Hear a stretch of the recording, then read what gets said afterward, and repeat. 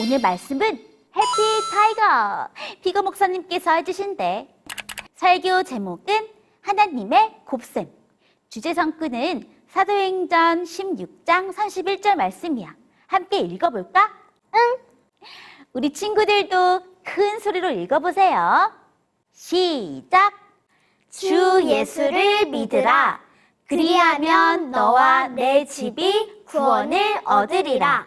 사도행전 16장 31절 말씀. 현이야, 그런데 좀 이상하지 않아? 내가 예수님을 믿는데 어떻게 나와 내 집도 구원을 얻게 되는 걸까? 진짜네? 좋아, 그럼 우리 현이와 초비의 궁금증을 풀기 위해서는 피가 목사님의 말씀을 열심히 들어야 돼. 맞았어. 그리고 목사님 말씀을 오래오래 기억하기 위해서는 설교 노트도 꼭꼭 적어야겠지? 응. 좋아, 그럼 다 함께 두 눈 크게 뜨고 두는 크게 뜨고 두 귀 쫑긋 열고 두기 쫑긋 열고 피가 목사님을 만나볼까요? 하나, 둘, 셋. 피가 목사님! 우리 친구들 안녕하세요. 우리 친구들을 사랑하는 해피타이거 피거 목사님이에요. 오늘 이 예배 시간에도 하늘에 넘치는 축복이 우리 마음에 가득하길 바랍니다. 친구들, 오늘은 목사님이 씨앗에 관한 이야기를 들려줄게요. 어느 날 한 농부가 씨를 톡톡 뿌렸어요. 첫 번째 씨앗은 길가에 떨어졌어요. 그런데 갑자기 새 한 마리가 날아와 씨앗을 냠냠냠 꿀꺽 삼켜버렸습니다. 두 번째 씨앗은 흙이 얇은 돌밭에 떨어졌어요. 첫 번째 씨앗과는 달리 두 번째 씨앗은 곧 새싹이 나왔어요. 하지만 밭에 있는 돌 때문에 깊게 뿌리를 내리지 못해서 금방 말라버렸어요. 세 번째 씨앗은 어디에 떨어졌을까요? 세 번째 씨앗은 가시밭길에 뿌려졌어요. 세 번째 씨앗도 두 번째 씨앗처럼 새싹이 나왔지만 다른 가시들 때문에 자라지 못하고 죽고 말았어요. 마지막으로 네 번째 씨앗은 다른 씨앗들과 달리 아주 좋은 밭에 떨어졌어요. 이 네 번째 씨앗은 어떻게 되었을까요?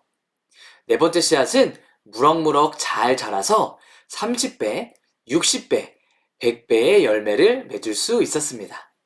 우리 친구들, 이 이야기는 예수님께서 사람들에게 해주신 이야기예요.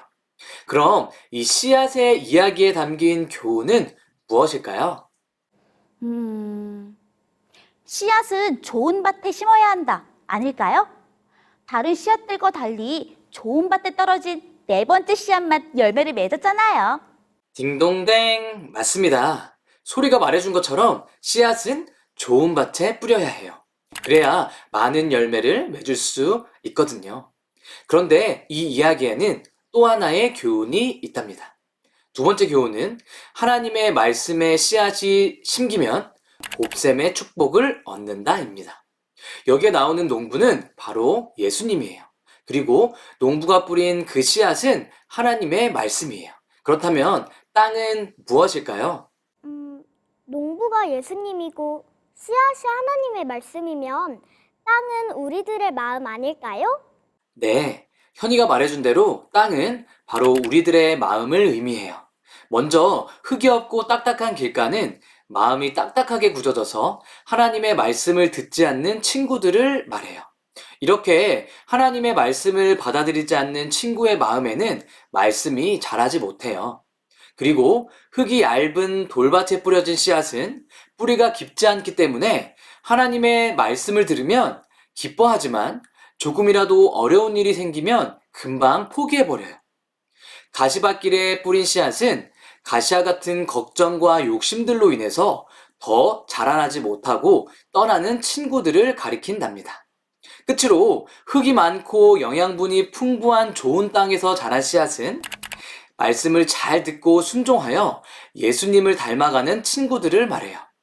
그런 친구들의 마음속에 말씀의 씨앗이 자라나 하나의 열매가 아니고 30배, 60배, 100배의 열매를 맺는다고 예수님께서는 말씀하고 계셔요. 하나의 열매가 아니라 30배, 60배, 100배가 넘는 열매를 맺는다니 너무너무 신기해요. 맞아요. 이것이 바로 씨앗의 곱셈 법칙입니다. 오늘 우리 친구들의 마음밭은 어떤 밭일까요? 나의 생각이 아닌 하나님의 말씀을 온전히 믿고 받아들일 때 놀라운 곱셈의 축복이 이루어진답니다. 그리고 이 곱셈의 축복은 더 큰 의미가 있어요. 함께 큰 소리로 읽어볼까요? 시작! 주 예수를 믿으라. 그리하면 너와 내 집이 구원을 얻으리라. 사도행전 16장 31절 말씀. 농부이신 예수님께서 주신 말씀의 씨앗을 믿고 순종하면 나만 구원을 얻는 것이 아니라 나의 가족, 나의 친구들까지 구원을 받을 수 있다고 성경은 이야기합니다. 예수님께서는 이 땅에서 사람들을 가르치고 또 고치시며 씨앗을 뿌리셨어요. 그리고 우리의 죄를 위해 십자가에 달려 돌아가셨어요. 그래서 이 희생의 씨로 말미암아 이 복음이 전 세계로 퍼져나갈 수 있었답니다. 예수님의 씨앗이 12명의 제자에게 뿌려지고 또 그 씨앗은 120명의 사도에게 뿌려지고 또 120명의 사도로 말미암아 3,000명의 성도가 회심을 하게 되고 마침내 수만 명의 사람이 그리스도인이 되어 오늘 우리 친구들도 예수님을 믿고 구원받는 삶을 살게 된 거예요. 사랑하는 호프 채널 어린이 여러분, 오늘 이 놀라운 복음의 씨앗을 어떤 친구들에게 전해주어야 할까요? 하나님을 모르는 친구들에게는 하나님은 너를 사랑하셔. 잘 믿지 않는 것 같은 친구들에게는 하나님께서 천지를 창조하셨어. 또 걱정이 많은 친구들에게는 예수님께서 우리를 데리러 다시 오신대라고 이야기해보면 어떨까요? 우리 친구들이 용기를 갖고 이렇게 이야기한다면 그것이 바로 복음의 씨앗을 뿌리는 일이 될 거랍니다.